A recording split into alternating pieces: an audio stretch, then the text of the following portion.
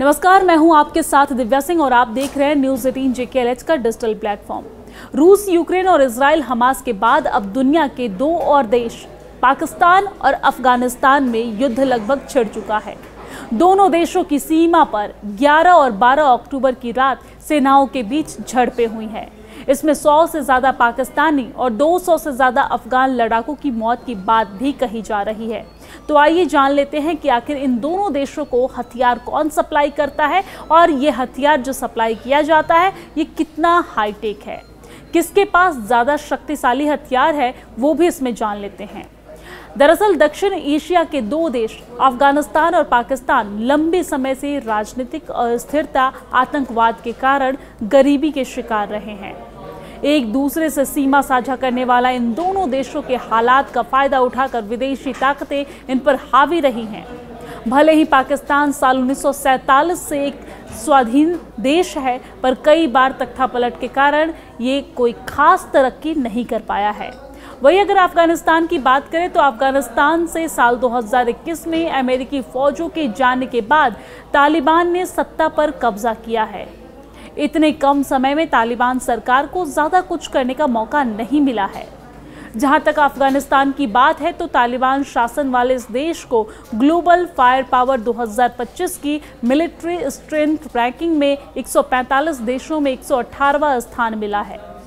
साल 2022 में तालिबान सरकार ने 1.10 लाख सैनिकों की राष्ट्रीय फौज बनाने का लक्ष्य रखा था। इस सीमा को पार कर इनकी संख्या लगभग 2 लाख तक पहुंच चुकी है। ये अफगान लड़ाके पहाड़ी इलाके और विपरीत हालात में युद्ध के लिए ट्रेंड है। ये गुरिल्ला युद्ध में माहिर होते हैं, यानी कि अचानक हमला, छिपकर हमला और तेज रणनीति में ये माहिर होते हैं। तालिबान सरकार हथियारों के मामले में फिलहाल काफी पीछे है। उनके पास ना तो कोई मॉडर्न वेपन प्रोडक्शन सिस्टम है और ना ही किसी देश से हथियारों की कोई खास डील है।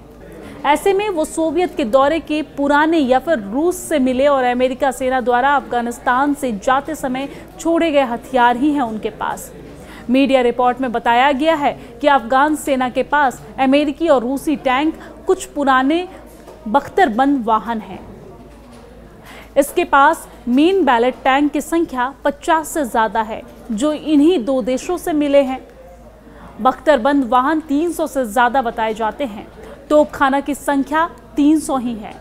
अफगानिस्तान के पास ऐसा कोई प्रमुख फाइटर जेट नहीं है जिससे वो आसमान में अपनी रक्षा कर सके।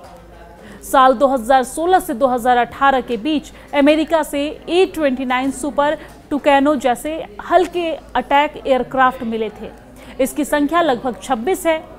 वैसे कुछ रिपोर्ट में कुल लड़ाकू विमानों की संख्या 40 के करीब बताई गई है।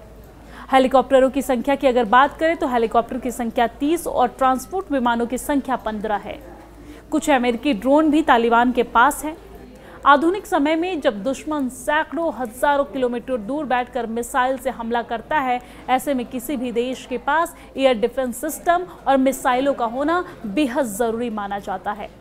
अफगानिस्तान के पास सोवियत संघ के समय की पुरानी बैलिस्टिक मिसाइलें बताई जाती हैं, जिन्हें अब तक तकनीकी रूप से कारगर नहीं माना जा रहा है। कुछ मीडिया रिपोर्ट्स में यह भी दावा किया जा रहा है कि तालिबान ने हाल के सालों में कुछ नई मिसाइलें और सिस्टम खरीदे हैं, पर ये किस देश से मिले हैं इसके बारे में कोई जानकारी नहीं है। बताया जाता है कि तालिबान के पास कुछ short range anti aircraft gun व रॉकेट लॉन्चर ज़रूर है और अब वो रूस की मदद से अपना एयर डिफेंस सिस्टम सुधारने का प्रयास कर रहा है। सैन्य ताकतों के मामले में पाकिस्तान अपने पड़ोसी देश अफगानिस्तान से कहीं ज़्यादा आगे है। उसे ज़्यादातर हथियार चीन और उसके बाद अमेरिका से मिलते हैं। कंगाली की कगार पर खड़े पाकिस्तान ने कर्ज ले लेकर सेना को मजबूत बनाने की कोशिश जारी रखी है। विश्व स्तर पर पाकिस्तान 5वां सबसे बड़ा हथियार आयातक है, जिसने 80% से भी ज़्यादा हथियार चीन से खरीदे हैं। वहीं F-16 जैसे फाइटर जेट पाकिस्तान को अमेरिका ने दिए हैं। अफगानिस्तान के मुकाबले पाकिस्तान की सेना काफ़ी बड़ी है। ग्लोबल फायर पावर 2025 की मिलिट्री स्ट्रेंथ रैंकिंग में पाकिस्तान को दुनिया में 12वां स्थान मिला है। साल 2024 में इसने अपनी जीडीपी का करीब 2.7% यानी कि 10.2 अरब अमेरिकी डॉलर अपनी रक्षा के लिए खर्च किया था। इसके पास 17 लाख से भी ज्यादा सैनिकों या सैन्यकर्मी हैं।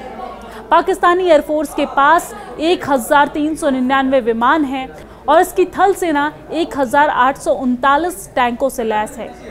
पाकिस्तानी नौसेना के पास 121 के करीब संसाधन यानी कि युद्धपोत और पनडुब्बियां बताई जाती है। पाकिस्तान के पास परमाणु हथियार भी है और इसका परमाणु हथियार कार्यक्रम मुख्यतः शॉर्ट और मीडियम रेंज मोबाइल बैलिस्टिक मिसाइलों पर आधारित है। चीन की तकनीकी मदद से पाकिस्तान का परमाणु और मिसाइल कार्यक्रम काफी मजबूत हुआ है।